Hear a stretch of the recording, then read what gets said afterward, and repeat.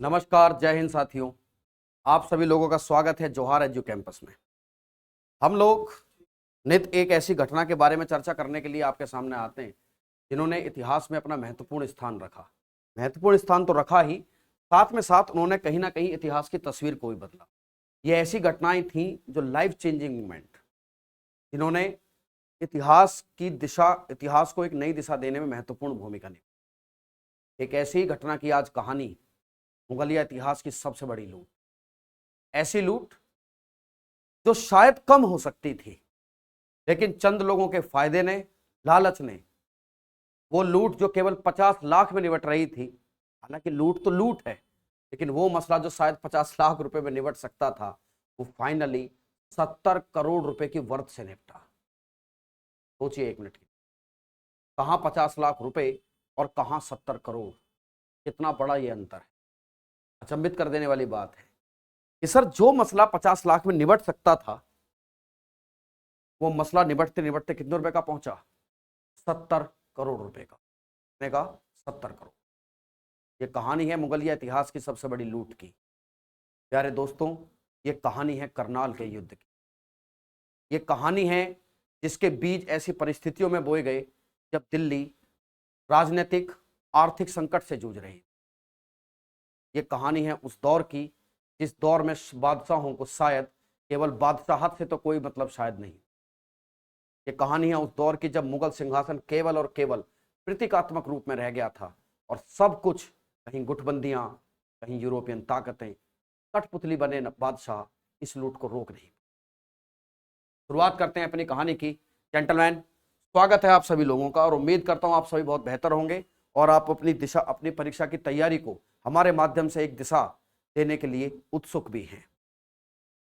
मैं आज बात करूंगा उस दौर की जब मुगल बादशाह औरंगजेब मरा तो, लेकिन साम्राज्य के विनाश के बीज बो के मरा। खुद तो ताकतवर था। देखिए, एक बहुत बड़ी बात मैं आज आपसे डिस्कस करूंगा। चाहे परिवार हो, साम्राज्य हो, कंपनी हो, हमें एक ऐसा स्ट्रक्चर बनाना चाहिए जो फिट फॉर ऑल हो। मतलब सर, मतलब ये कि चलिए, मैं योग्य हो सकता हूं, तो जब मैं योग्य हूं तो मैं एक ऐसा स्ट्रक्चर बना के जाऊं कि उस स्ट्रक्चर में कोई भी रूल करे वो अच्छे से रूल कर पाए। लेकिन एक ऐसा स्ट्रक्चर अगर आपने बनाया कि जो फिट फॉर यू ओनली है, तो साम्राज्य को मैनेज नहीं रखता। इसके बहुत तमाम एग्जाम्पल हमारे इतिहास में देखें कि कौन है वो लोग जो एक स्ट्रक्चर बनाकर जाते हैं that is fit for all, जिनका विजन अच्छा होता है, सामंजस्य बना के चलते हैं, परिस्थितियों से बैलेंस बना के चलते हैं और वो एक ऐसा स्ट्रक्चर बना के ले जाते हैं जो फिट फॉर ऑल होता है। हालांकि 100% इफिशियंसी के साथ ऐसे स्ट्रक्चर ना तो कभी बने हैं, ना कभी संभव है, लेकिन फिर भी आप अपनी कोशिश कर सकते हैं। चलिए, मुगल बादशाह औरंगजेब के बाद उसका बेटा बहादुर शाह गद्दी पर बैठा। बहादुर शाह के बाद जहादार शाह उसका बेटा, फिर उसका भतीजा फर्रुखशियर, फिर रफीउद्दर्जात, फिर रफीउद्दौला और फिर बैठा रोशन अख्तर। रोशन अख्तर ने खुद को टाइटल लिया मोहम्मद शाह रंगीला। कौन सा? ये व्यक्ति जो आपको दिख रहे हैं, इनका नाम, इस शख्सियत का नाम मोहम्मद शाह रंगीला है। कौन सा बादशाह? रंगीला बादशाह, मोहम्मद शाह रंगीला। और ये शख्स जो आप इनके साथ देख रहे हैं खड़े हुए, ये हैं नादिर शाह। कौन है? नादिर शाह। मेरी कहानी को आगे बढ़ाने से पहले मैं आपको एक बार नादिर शाह का परिचय कराना चाहूंगा। कौन है नादिर शाह? देखिए साहब, नादिर शाह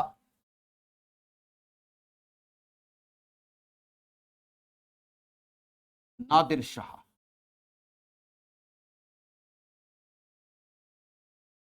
एक डाकू। डाकू सर, हम समझे नहीं। डाकू कैसे एक हमला कर सकता है और डाकू कैसे एक देश का राजा बन सकता? राजा ने इसकी मदद ली किसी काम में, इसने राजा की कमजोरी को भांपा और ये डकैत, ये डाकू ईरान का शाह बन बैठा, पर्शिया का शाह बन बैठा। ये ईरान का शाह था। यह ईरान का लड़ाका है। लड़ाका, यह ईरान का लड़ाका है। He was a Persian fighter या पर्शियन इन्वेडर। ये एक पर्शियन इन्वेडर है।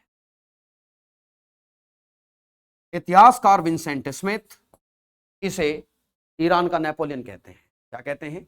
ईरान का नेपोलियन। इतिहासकार विंसेंट स्मिथ इसे नेपोलियन ऑफ ईरान कहते हैं। नेपोलियन ऑफ ईरान इसको विंसेंट स्मिथ कहते हैं। यह आदमी भारत आया अपनी सेना लेकर, और इसका कमांडर वो शख्स जो आने वाले इतिहास के क्षणों में अहमद शाह अब्दाली के नाम से जाना जाएगा। इस बात को भी ध्यान रखिएगा। इसका मिलिट्री कमांडर, इसका कमांडर है अहमद शाह अब्दाली। अहमद शाह अब्दाली।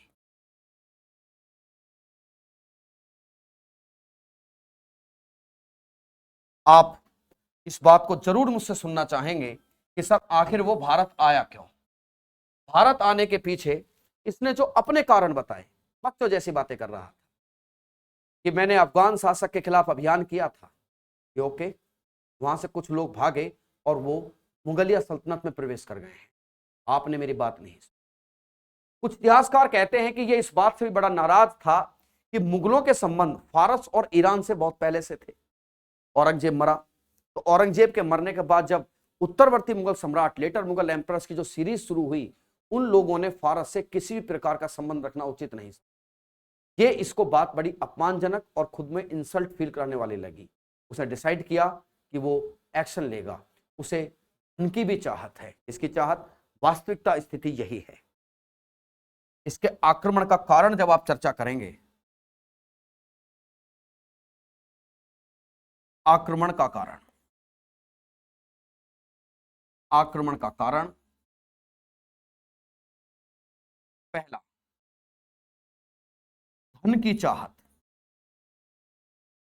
धन की चाहत। दूसरा आप देखेंगे इसके द्वारा उस बात का बुरा मान जाना कि उत्तरवर्ती मुगल सम्राटों ने मुझसे संबंध क्यों तोड़ दिए। मुगल बादशाहों का, मुगल बादशाहों का, मुगल बादशाहों का फारस से संबंध तोड़ देना, फारस से, पर्शिया से संबंध तोड़ देना। बात जो भी रही हो दोस्त, इस आदमी ने ये अटक के रास्ते से भारत में प्रवेश कर गया। उस समय के बादशाह जिनको मैंने अभी आपको दिखाए, मिस्टर मोहम्मद शाह रंगीला। रंगीला उस समय दिल्ली का बादशाह हुआ करता है, और इधर गद्दी पर यहां पर आक्रमण करने चला नादिर शाह। कौन? नादिर शाह। मुगल बादशाह को चेताया गया कि सुना है एक आक्रमणकारी भारत में प्रवेश कर रहा है, लेकिन एक झूठे दिखावे, एक झूठे मंद में चूर मुगल बादशाह ने इस बात पर ध्यान नहीं दिया, और ध्यान नहीं दिया इसके सेनापति खाने दौरा ने। उसने कहा कि क्या कर लेगा नादिर शाह, कोई बात नहीं। खतरा बढ़ते बढ़ते कहां पहुंचा? खतरा बढ़ते बढ़ते साहब करनाल तक आ गया। करनाल दिल्ली से महज 110 किलोमीटर, और 24 फरवरी 1739 को दोनों सेनाएं करनाल में क्या होती हैं? आमने सामने होती। करनाल में आई इन सेनाओं में, ये देखिए, ये शख्स जो आपको दिख रहे हैं, दैट इज अहमद शाह अब्दाली। अहमद शाह अब्दाली। नादिर शाह कहता था कि मेरे सेनापति जैसा आदमी मैंने पूरे ईरान, तुरान, अफगान में नहीं देखा है। ये दुर्रे दुर्रानी है, ये युग का मोती है। आप आगे पढ़ेंगे भी जब हम क्लासेस शुरू करेंगे। He is the founder of Durrani empire. ये शख्स दुर्रानी एम्पायर का फाउंडर भी है। कौन? नादिर शाह। ये दुर्रानी एम्पायर का फाउंडर है। और ये तस्वीर जो आप देख रहे हैं 1739 में, ये उस युद्ध की कुछ तस्वीरें जिसे करनाल का युद्ध कहा गया। कौन सा युद्ध? करनाल का युद्ध। हुआ क्या, कैसे इस घटना को अंजाम दिया गया, और सर वो जो आप बात बता रहे हो कि जो बात 50 लाख में निपट सकती थी, वो मामला आखिरकार बढ़ते बढ़ते 70 करोड़ तक पहुंचा, तो पहुंचा क्यों? देखिए साहब, 24 फरवरी 1739, 24 फरवरी 1739 करनाल में सेनाएं आमने सामने हुई। करनाल हरियाणा का एक जिला, करनाल में सेनाएं आमने सामने, करनाल में सेनाएं क्या होती हैं? आमने सामने। और इसी को प्यारे दोस्तों बैटल ऑफ करनाल की संज्ञा दी जाती है। क्या कहा जाता है इसको? Battle of Karnal. जैसा कि तय था, नादिर शाह की सेना मोहम्मद शाह रंगीला की सेना की 1/5 है। फिर क्या हुआ sir?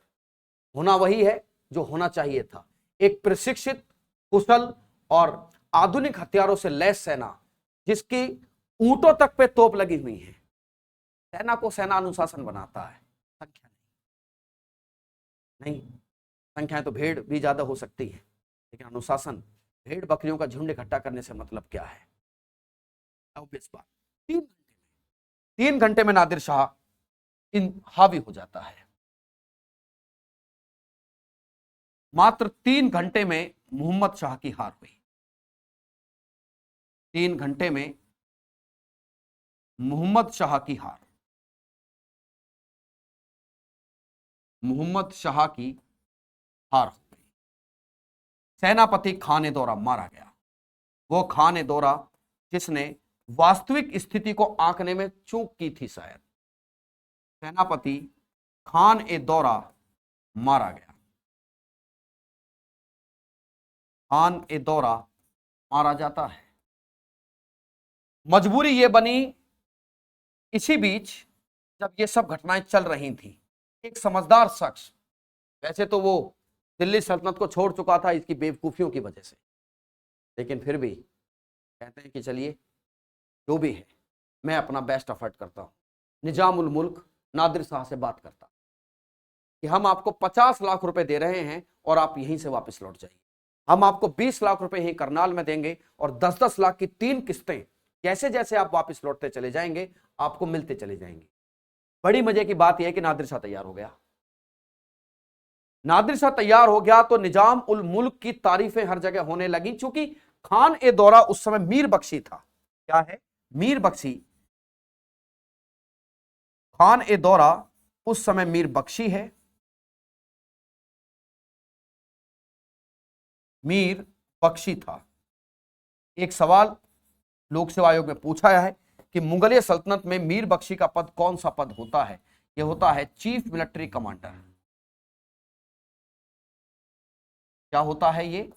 Chief military commander. Khan दौरा मारा जाता है, लेकिन निजाम उल मुल्क ने जिस तरह का समझौता नादिर शाह से किया था उसकी वैल्यू बढ़नी तय थी। फाइनली निजाम उल मुल्क को तुरंत मीर बख्शी बना दिया गया। इस बात से चिढ़ गया अवध का नवाब सादात खान। क्या आप ऐसा कैसे कर सकते? सादात खान ने नादिर शाह को वो बातें बताई जिस बात को नादिर शाह हैरान रह गया कि आप जिस 50 लाख रुपए को लेकर उल्टे जा रहे हैं सर, आप दिल्ली पहुंचिए, आपको बहुत बड़ी रकम मिलेगी।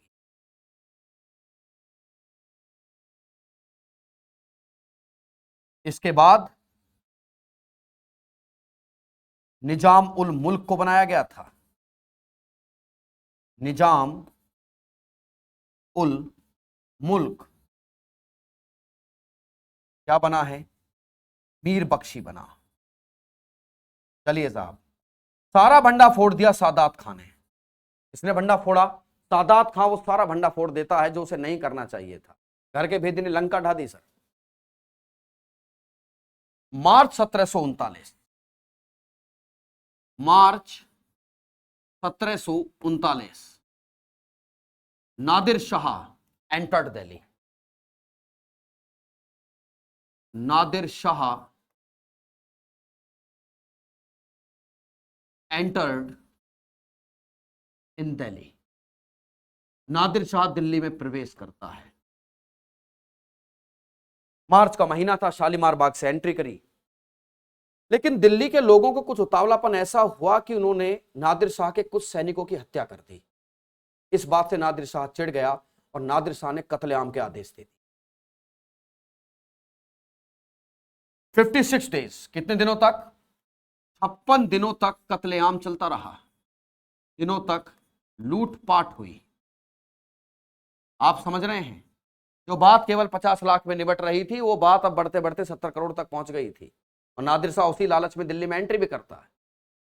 उसके कुछ सिपाहियों की हत्या कर दी जाती है, लेकिन वो इस बात से इतना गुस्से में आ जाता है कि वो दिल्ली के लोगों का कत्लेआम करना शुरू कर देता है। कत्लेआम इतना भयंकर था कि मुगल बादशाह मोहम्मद शाह रंगीला को अपनी पगड़ी उतार के उसके पैरों में रखनी पड़ी, उसका सिंहासन मुकुट, कि प्लीज इसको बंद कर दीजिए आप।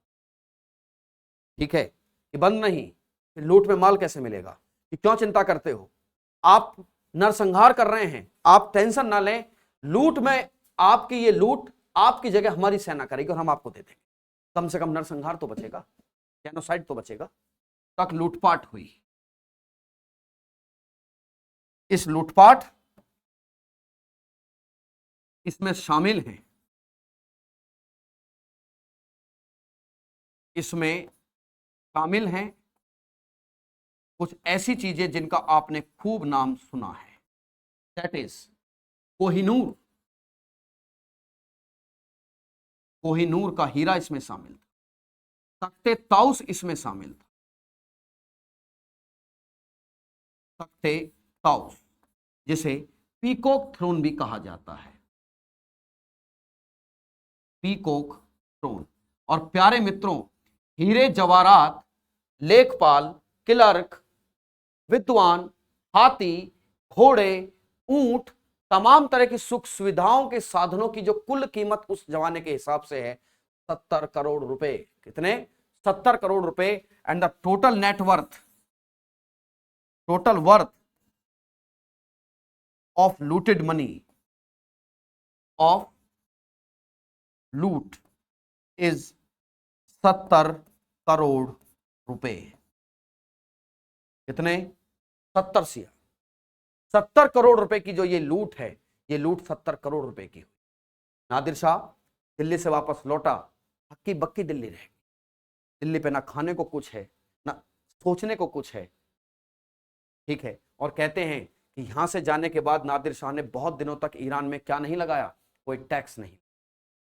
प्यारे मित्रों, आप समझ सकते हैं कि 70 करोड़ रुपए अगर इन्फ्लेशन रेट के हिसाब से लगाए जाएं तो लमसम लमसम एक बहुत बड़ी रकम आज के हिसाब से बैठ। ठीक है, हाँ ये बात सही है कि बाद में इसकी भी हत्या कर दी गई, लेकिन आज आपने जाना कि कैसे मुगलिया इतिहास की सबसे बड़ी लूट की इस कहानी को है। जो बात केवल 50 लाख में निपट रही थी वो कितने रुपए में निपटी? 70 करोड़ में निपटी है। ये कई बार प्रश्न आपसे पूछे गए हैं। ठीक है, इस बात को ध्यान रखिएगा। ये करनाल के युद्ध की कुछ तस्वीरें आप देख सकते हैं। कौन सा युद्ध है? Battle of Karnal. उम्मीद करता हूं आपको ये मेरी बात अच्छे से समझ में आ गई। ठीक है, 1739। ठीक, थैंक यू वेरी मच।